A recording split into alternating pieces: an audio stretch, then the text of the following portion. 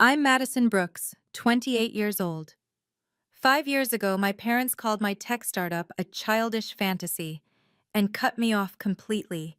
Not a penny, not a call, not even a birthday text. They said I was throwing away my future by choosing code over a stethoscope. The day they stopped my tuition payment, I had exactly $73 in my bank account and 3 months left until graduation. But here's the thing about being disowned. It teaches you that sometimes the family you choose believes in you more than the family you're born into. Before I tell you how a single Instagram post changed everything, please take a moment to like and subscribe. But only if stories about setting boundaries truly resonate with you. I'd love to know where you're watching from and what time it is there. Now, let me take you back to where this all began. It started during my junior year at Stanford. I'd been pre-med for 3 years, maintaining a perfect GPA, shadowing doctors every weekend, everything my parents had mapped out since I was 12. But then I took a computer science elective, just for fun, I told myself. Within weeks, I was staying up all night coding, not because I had to, but because I couldn't stop. For the first time in my life, studying didn't feel like drowning. The conversation that changed everything happened over Thanksgiving dinner. "I'm switching to computer science," I said, my voice steady despite my racing heart. The silence was deafening. My father, Dr. Robert Brooks, set down his fork slowly. "No daughter of mine will waste her intelligence on video games," he said, each word sharp as a scalpel. My mother, Patricia, former head nurse at Presbyterian Hospital, shook her head. "Madison, we've invested everything in your future. Medical school is already lined up. The Brooks family has 3 generations of doctors." "But I don't want to be a doctor," I said. "I want to build something that matters to millions of people, not just treat them one at a time." That's when my father stood up, his face red. "Then you can build it without our money. Let's see how far your dreams take you when you're paying your own bills." I thought he was bluffing.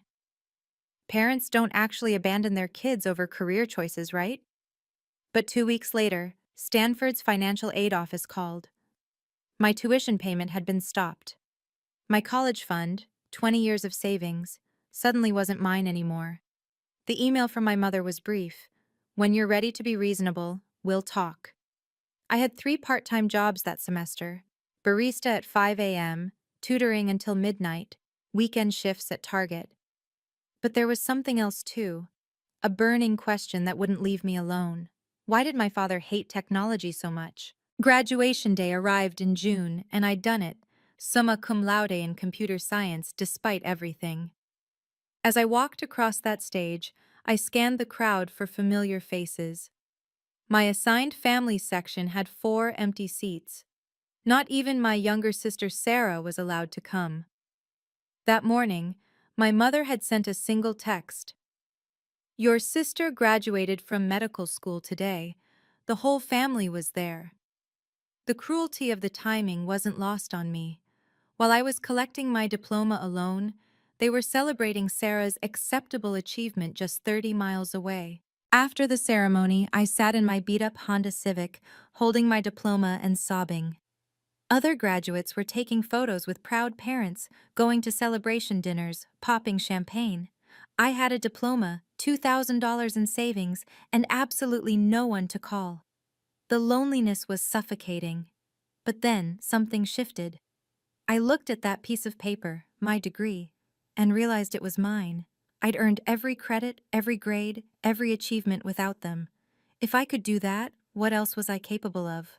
That night, sleeping on my friend's couch because I couldn't afford my own place yet, I made a promise to myself. I would build something extraordinary. Not to prove them wrong. That would mean they still had power over me.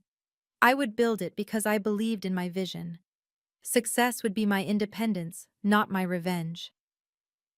3 weeks later, I started working on my first app in a borrowed garage, living on ramen and determination.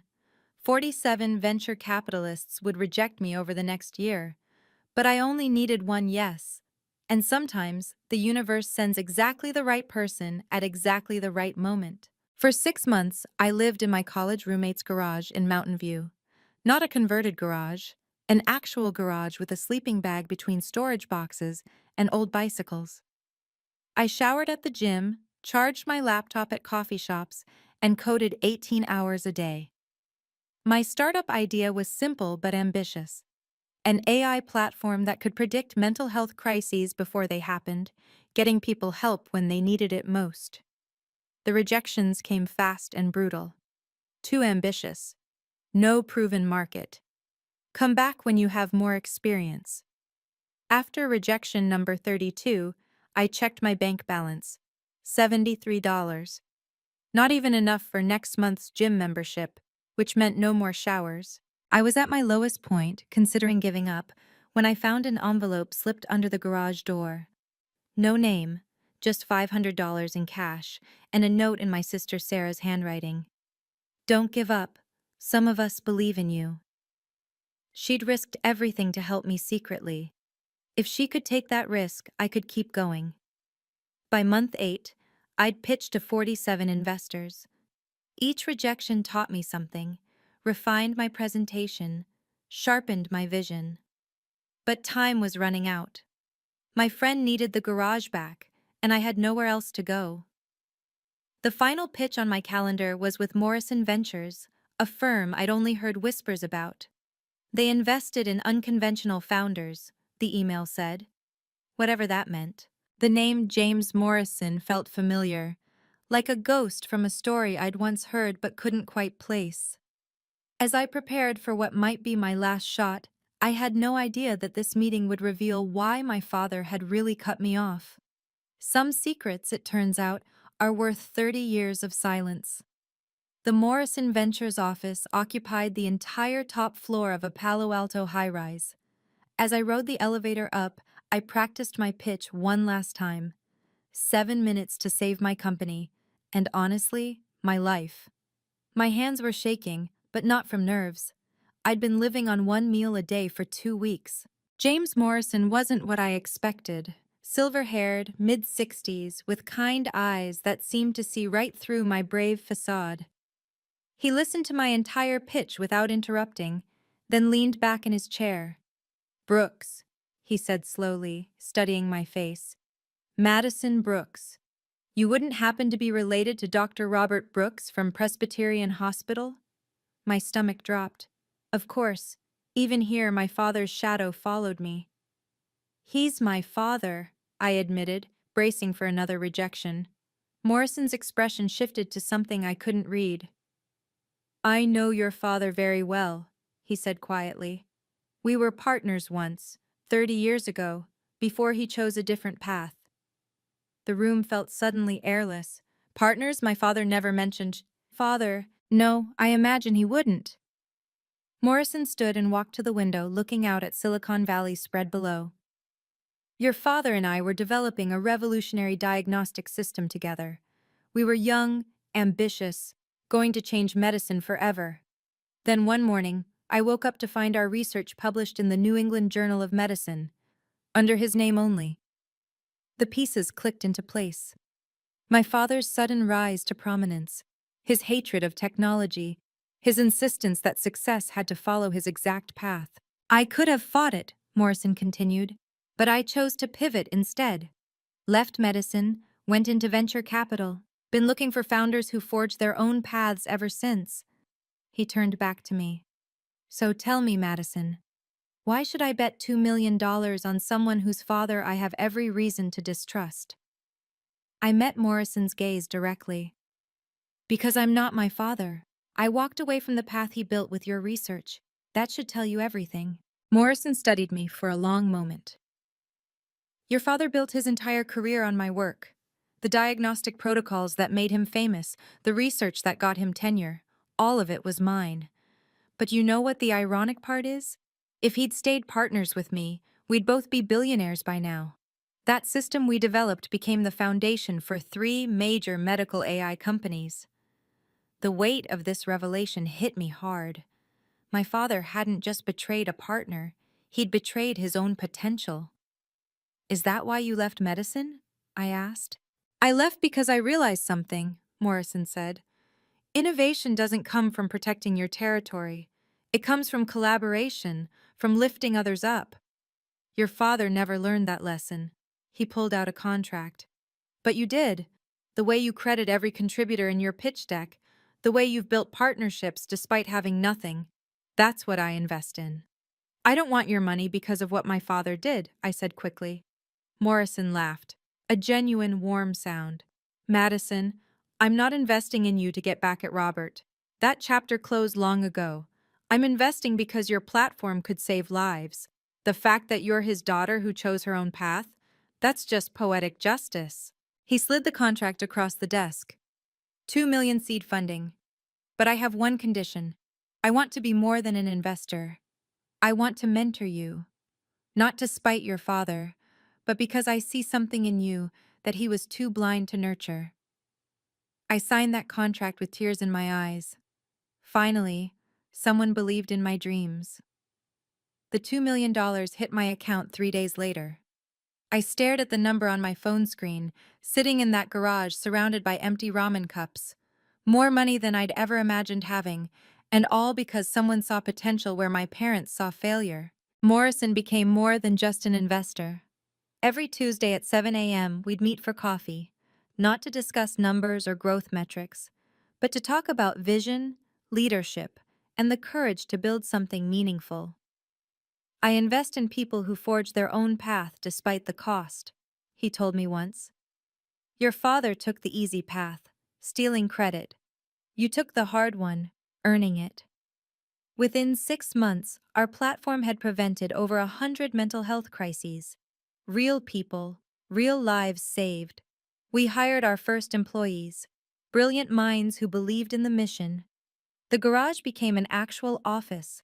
The sleeping bag became an apartment. The ramen became real food. But the sweetest victory was quieter.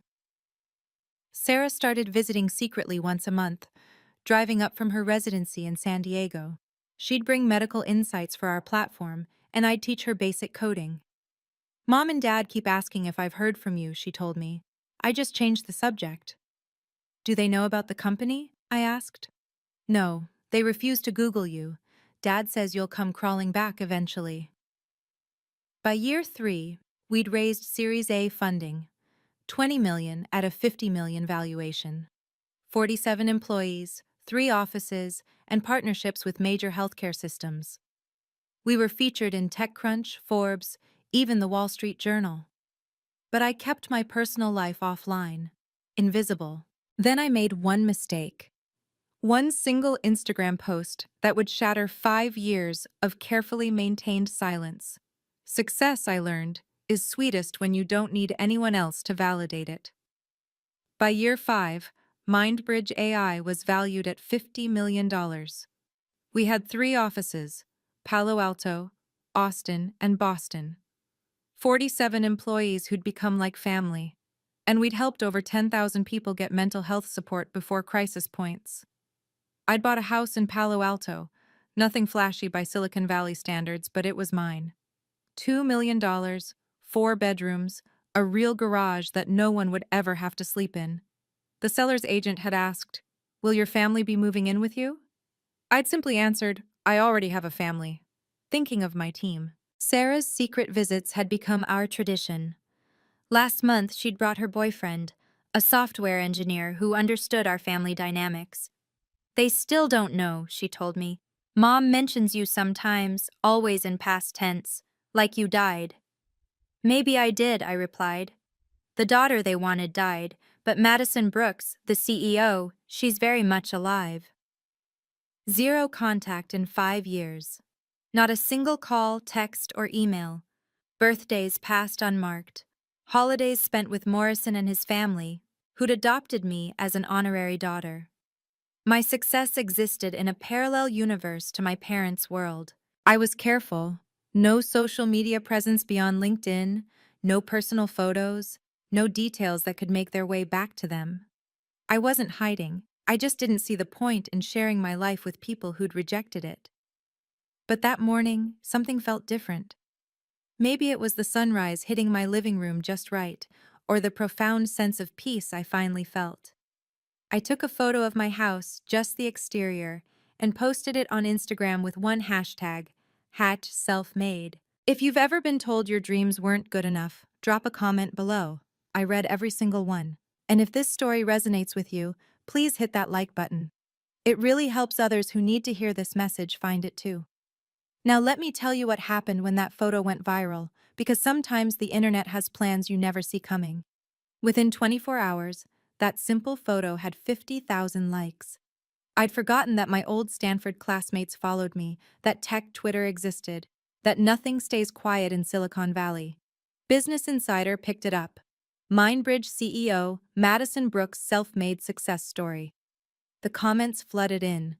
Your parents must be so proud. The American dream, from garage startup to this. But scattered among the congratulations were messages from people I'd forgotten existed. High school classmates, my parents' colleagues' children, extended family members, all suddenly interested in reconnecting. My DMs exploded with variations of, "I always knew you'd make it," from people who'd been silent for 5 years. Sarah called me, panicked. "Madison, it's everywhere." Jennifer from Mom's book club sent it to her. Dad saw it at the hospital.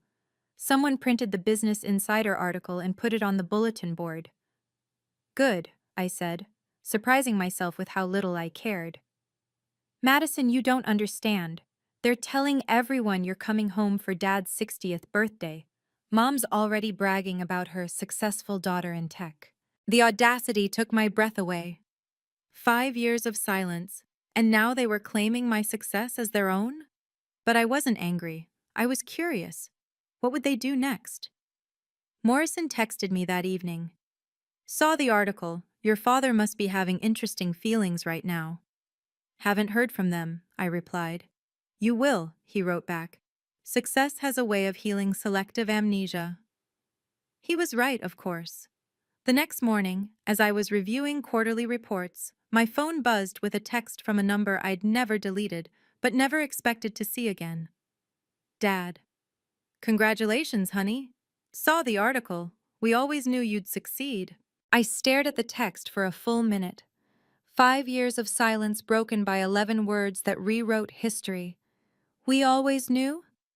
They'd literally bet against me. Before I could process it, another text. "Let's heal our family. Too much time has passed. Your mother misses you." Then another. "I have an exciting biotech project. Your investors would love it." There it was. 3 texts, and he'd already mentioned my investors. Not my health, not my happiness, not even an apology. Just my investors. My phone rang. "Mom." Against my better judgment, I answered. "Madison!" Her voice broke with what sounded like tears. "My baby girl, we're so proud of you. Why didn't you tell us about your success?" "You cut me off, Mom, remember? You stopped my tuition." "That was just tough love, sweetheart. We knew it would make you stronger. And look, we were right." The revisionist history was breathtaking. "Mom, you haven't called in 5 years." "Well, you never reached out either," she said, suddenly defensive. Then, softening. "Your father has such an exciting opportunity. A biotech startup that could revolutionize diagnostics. He just needs the right investors. You must know so many important people now." "Is that why you're calling?" "Of course not. But family supports family, right? Speaking of which, your father's 60th birthday is next month. The whole medical community will be there. Bring your business partners. The Morrison fellow who invested in you, James Morrison, your father would love to reconnect with him." My blood went cold. They'd done their research. They knew about Morrison. This was planned, calculated. They wanted to use me to get to him. The official invitation arrived by courier 2 days later. Cream cardstock, gold embossing, the works. "Dr. Robert Brooks cordially invites you to celebrate his 60th birthday. Black tie, Ritz-Carlton, San Francisco. 200 of medicine's brightest minds will gather to honor his contributions to diagnostic medicine." A handwritten note was attached. "Madison, bring your business partners. The whole family should be there. Dad." 3 mentions of business partners in one invitation. The subtlety was overwhelming. Sarah called that night, whispering, "Madison, You need to know something. They've been telling everyone you're coming, with your investors. Dad's been pitching his biotech idea to anyone who'll listen, saying his daughter's connections will fund it. He's using me to legitimize his pitch? It's worse. He owes money. The last startup failed. He borrowed against the house. Mom doesn't even know how much. He needs 5 million minimum, or they lose everything. Now it made sense. This wasn't about reconciliation, it was about survival. They needed my money, my connections, my success, everything they'd said I'd never achieve. Are you going to go? Sarah asked. I thought about it. 5 years ago, I would have gone running back at the first sign of acceptance. But now? Yes, I said. I'll be there. Madison, please don't let them. Don't worry, I won't come alone. I hung up and immediately called Morrison. How would you like to attend a birthday party? Robert's 60th. I saw the announcement at the hospital. Presumptuous of him to assume I'd attend. He doesn't know you'll be there. He thinks I'm bringing you as my investor. Morrison was quiet for a moment. Then, I've waited 30 years for this moment. Yes, I'll come. Morrison and I met at his office to plan. He pulled out a folder I'd never seen before. Yellowed papers, old research notes, even photos of him and my father as young residents. I kept everything, he said, not for revenge, as a reminder of why I choose integrity. What exactly did he steal? I asked. The foundation for modern diagnostic AI. We were 20 years ahead of our time. Your father took the credit, got the publications, built his career, but he never understood the vision. That's why his current startup is failing. You know about his startup? Morrison smiled. I know everything. I even know who's calling in his debts. Madison, your father is about to lose everything unless he finds $5 million by month's end. That's why they contacted me. Exactly. He plans to use you to get to me, to get to all your investors. Morrison pulled out another document. But here's something interesting. Last week, I acquired the company holding his debts. Your father doesn't know it yet, but I own his financial future. My stomach turned. James, I don't want this to be about revenge. It's not, he said firmly. It's about justice. And more importantly, it's about you setting boundaries. I'll follow your lead entirely, but I think it's time your father faces the consequences of his choices. We spent 2 hours planning. I had my assistant prepare documents for a scholarship fund, $5 million for students whose families didn't support their dreams, the Second Chances Fund, the exact amount my father needed. I bought a new dress for the party, $4,000, more than I'd spent on clothes in my entire life. If I was going to set boundaries, I was going to look powerful doing it. The Ritz-Carlton ballroom was exactly what you'd expect for a prominent doctor's 60th birthday.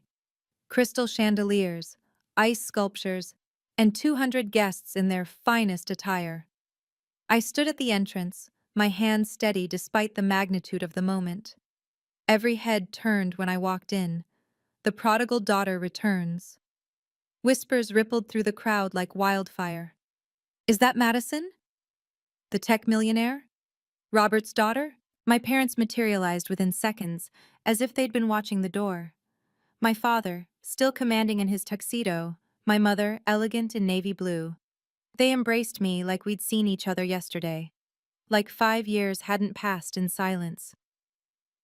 Everyone, our successful daughter is here, my father announced, his voice carrying across the ballroom. Madison, the CEO, come, there are people you must meet. He paraded me through the room, introducing me to every potential investor, every hospital board member, every person with money. My daughter's company is valued at $50 million, he kept saying. She knows all the top VCs in Silicon Valley. My mother clung to my arm, playing the proud parent. We always knew she'd make it. The Brooks genes, you know. Success runs in our family. Dr. Harrison, Dad's colleague, pulled me aside. Your father's been telling us about his biotech venture. Says you're going to help fund it. Family supporting family, right? Before I could respond, a hush fell over the room. James Morrison had arrived. He stood in the doorway, silver-haired and dignified, commanding attention without saying a word. My father's face went white, then red, then white again. "Hello, Robert," Morrison said, his voice carrying perfectly. "Happy birthday. I thought it was time we reconnected." The ballroom felt like it collectively held its breath. Half the guests recognized Morrison, the legendary venture capitalist who transformed Silicon Valley. The other half, the older doctors, remembered a different story. The brilliant resident who'd left medicine after a partnership went wrong. My father recovered first, extending his hand with forced warmth. "James, what a surprise." Morrison shook it briefly. "Madison invited me. As her lead investor and mentor, I couldn't miss celebrating with her family." The word mentor hit my father like a slap. His jaw tightened, but he maintained his smile for the audience. "Of course. Madison's success has been remarkable." "Self-made success," Morrison corrected gently, despite significant obstacles. My mother, sensing danger, tried to intervene. "We're just so proud of her. Always have been." "Really?" Morrison's eyebrow raised. "Because Madison tells me you haven't spoken in 5 years, not since you cut off her tuition for choosing technology over medicine." Guests nearby pretended not to listen while obviously listening. Dr. Harrison looked uncomfortable. Others exchanged knowing glances. Many had heard my father's version of events, how I'd rebelled and would come crawling back. "That's a family matter," my father said stiffly. "Is it? Because you've been telling everyone here that Madison's investors would love your new biotech venture, using her success to legitimize your pitch. That seems very public to me." The tension was electric. My father's carefully constructed narrative was crumbling. The successful doctor with the successful daughter was being exposed as the father who'd abandoned her for choosing her own path. Sarah appeared at my elbow, squeezing my hand in silent support. "It's time," she whispered. "Time for what?" "Time to reveal what this reunion was really about." My father, desperate to regain control, raised his champagne glass. "Everyone, since we're all here, I'd like to share an exciting opportunity. Brooks Biotech is developing revolutionary diagnostic technology that will transform medicine." He launched into his pitch right there, at his own birthday party, with 200 guests as his captive audience. The desperation was palpable. "We're seeking $5 million in Series A funding. With my medical expertise and my daughter's tech connections, it's a guaranteed success." "Madison," he turned to me publicly. "Family supports family, right? Your mother and I supported you for 22 years. Now it's your turn to give back." The audacity was breathtaking. Several guests shifted uncomfortably. This wasn't how these things were done, not in polite society. "Tell us more about this technology," Morrison said innocently. "Is it based on your early research, the work you published 30 years ago?" My father's face flushed. "My research, yes. Groundbreaking work that established my career." "Interesting, because I seem to remember that research differently. Wasn't there a co-author originally, before the publication?" The older doctors in the room exchanged glances. Some remembered. The scandal had been quietly buried, but not forgotten. "Ancient history," my father said dismissively. "Madison, you'll invest, won't you? $5 million is nothing to you now." Every eye turned to me. This was it, the moment of truth. My father had just publicly pressured me to invest $5 million in front of his entire professional network. He was betting I wouldn't dare refuse in front of everyone. He'd bet wrong. I stood up slowly, taking the microphone from the bandstand. "Actually, Dad, I have an announcement of my own." Have you ever had to choose between family approval and your dreams? You're not alone. Share your story in the comments. This community understands what it's like to forge your own path. And if you believe everyone deserves a second chance at their dreams, please subscribe and ring the notification bell. Now, here's where everything changed, in front of 200 witnesses. I held the microphone steady, my voice clear and calm. "Thank you all for being here tonight. I want to thank my parents for teaching me the most valuable lesson of my life. that independence is earned, not given. My father smiled, thinking I was about to cave. 5 years ago, they cut me off for choosing technology over medicine. Not a penny, not a call, not even a birthday card. They taught me that dreams have a price, and I paid it. Every sleepless night in a garage, every rejection, every moment I wanted to give up but didn't. I owe that strength to their absence. The room was dead silent. My mother's face had gone pale. So tonight, in honor of that lesson, I'm announcing the Second Chances Fund. $5 million in scholarships for students whose families don't support their dreams. For every young person told they're not enough, thinking wrong, dreaming too big. Gasps rippled through the crowd. My father's face went from red to purple. $5 million, I continued, looking directly at him. The exact amount you need for your biotech venture, Dad, but this money will go to students who, like me, had to choose between family approval and their authentic path. I pulled out the check, already made out to the fund. This is what family support really looks like. Believing in someone's dreams, not just when they're profitable, but when they're just beginning. Several people started clapping, then more. Soon, half the room was applauding while my parents stood frozen. Madison, my father hissed into his own microphone, how dare you embarrass us like this? I'm not embarrassing you, Dad. I'm setting boundaries. There's a difference.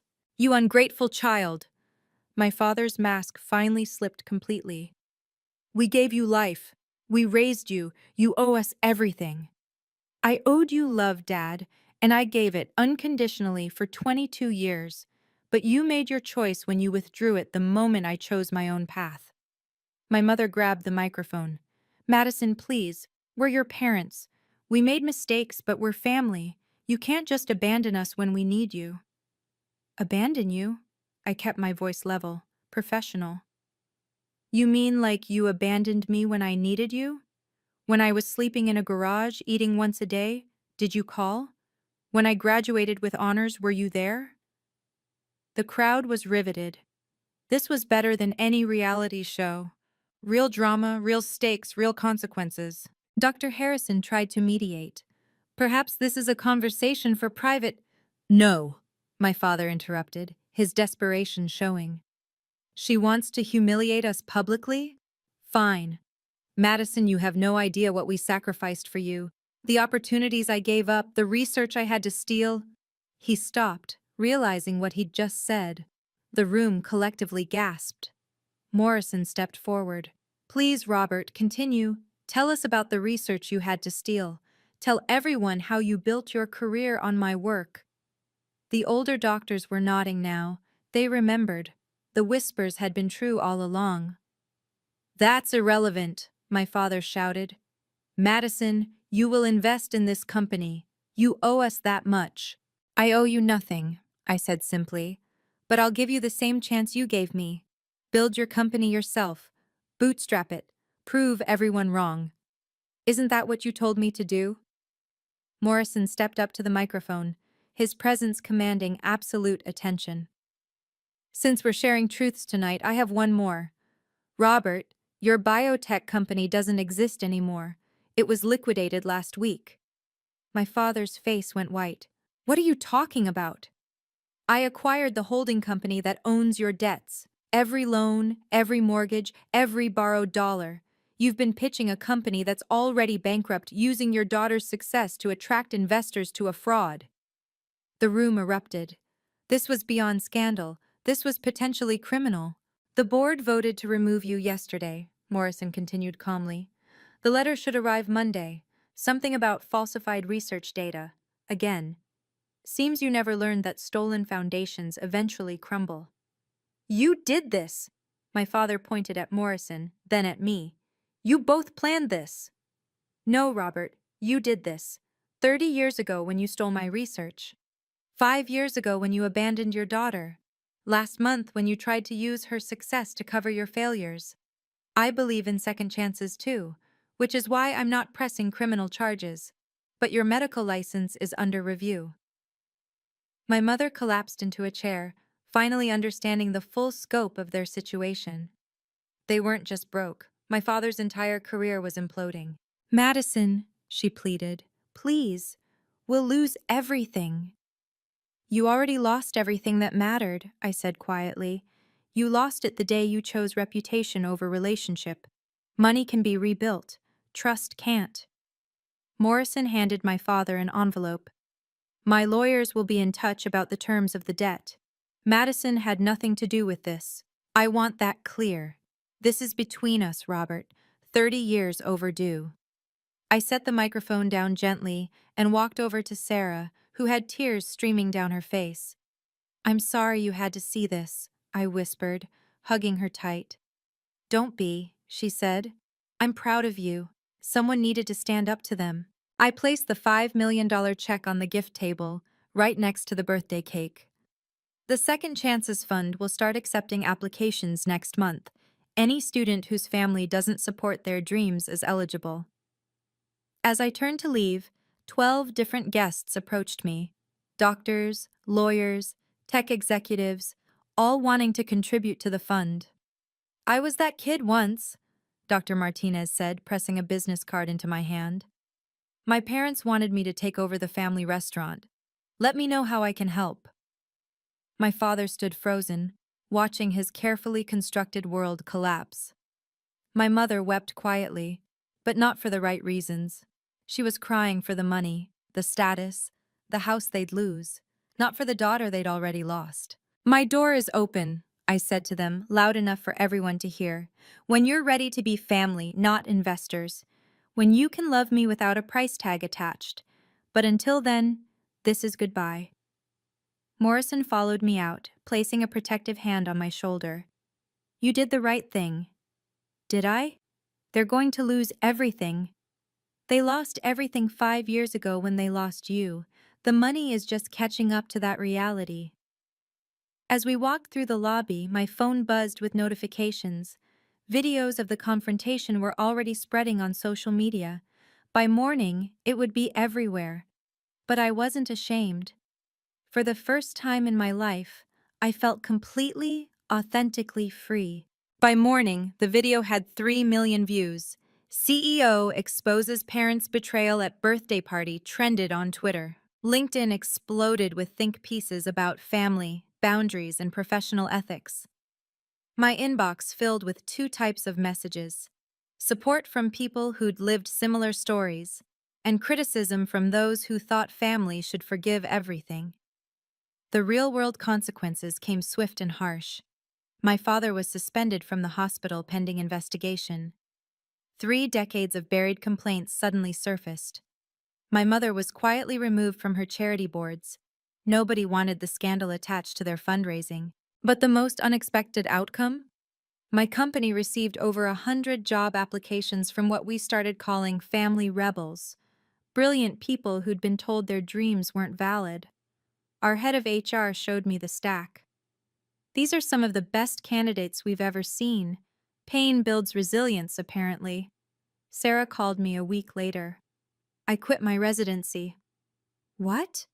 Sarah, no! Don't throw away your career because of... I'm not throwing it away. I'm choosing it. For the first time, I'm choosing what I want, not what they want. Morrison offered me a position at one of his portfolio companies. Medical technology, the best of both worlds. The Second Chances Fund received over 10 million in additional donations within a month. Tech billionaires, doctors who'd been my father's rivals, even ordinary people who'd saved for years, all wanted to support students whose families didn't believe in them. My parents' lawyer sent a cease and desist letter, claiming emotional damages and deliberate sabotage. Morrison's legal team responded with a single line: truth is an absolute defense. The house in Presidio Heights went on the market. The Mercedes disappeared. The country club membership canceled. For the first time in their lives, my parents faced actual consequences. 6 months later, I stood at the podium at Stanford, addressing the first 50 recipients of the Second Chances Fund. Kids who'd been disowned for choosing art over accounting, technology over tradition, their truth over their parents' plans. Success isn't revenge, I told them. It's indifference. The opposite of love isn't hate. It's building a life so full that the absence doesn't echo anymore. Sarah sat in the front row, now my company's COO.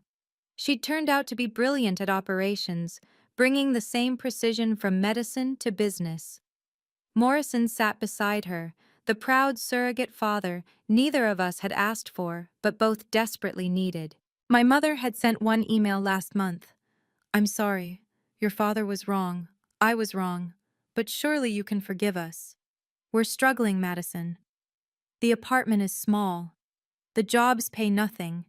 This isn't who we are." I'd written back once. "This is exactly who you are. The money just hidden it."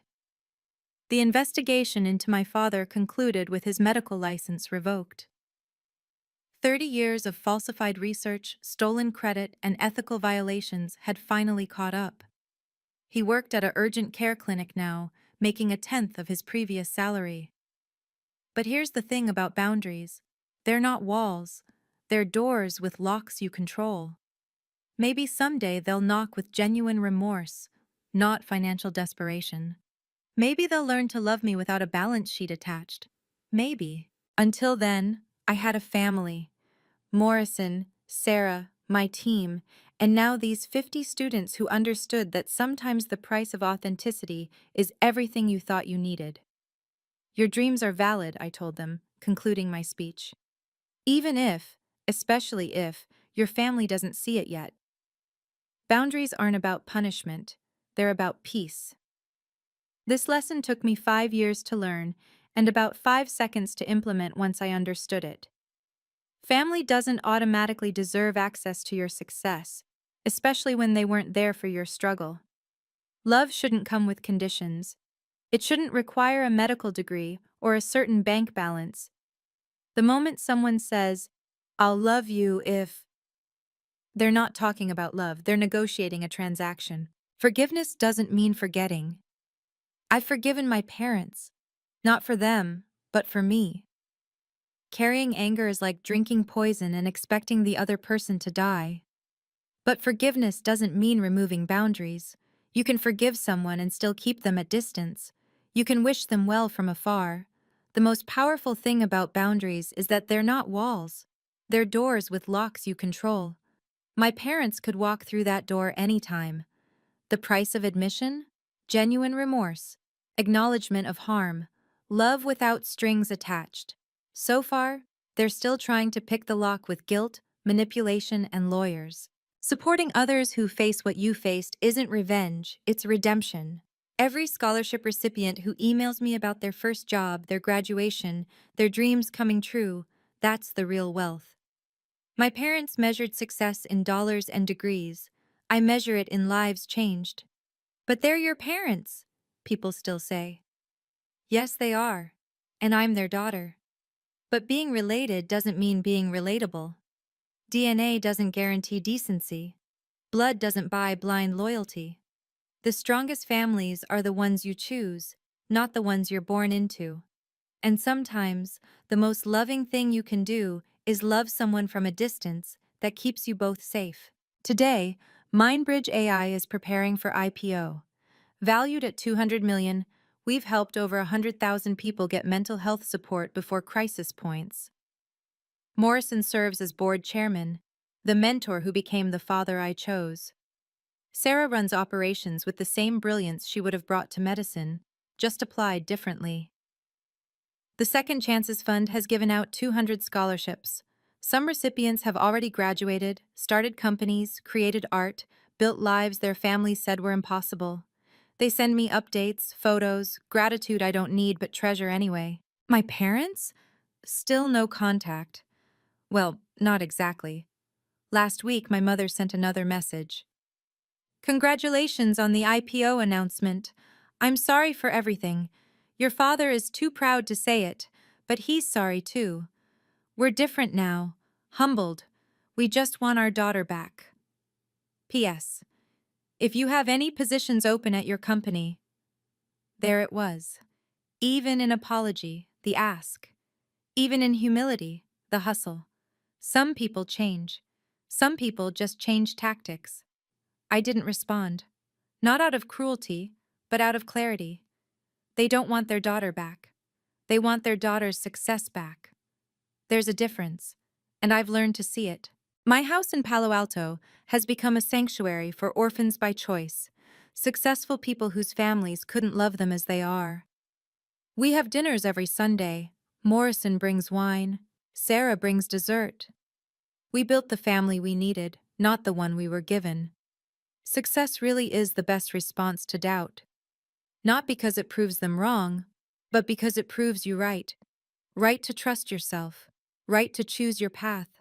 Right to demand love without conditions. The IPO will make me wealthy beyond my parents' wildest dreams. But the real fortune? The freedom to never need their approval again. This story isn't about revenge. It never was. It's about the radical act of choosing yourself when everyone else demands you choose them.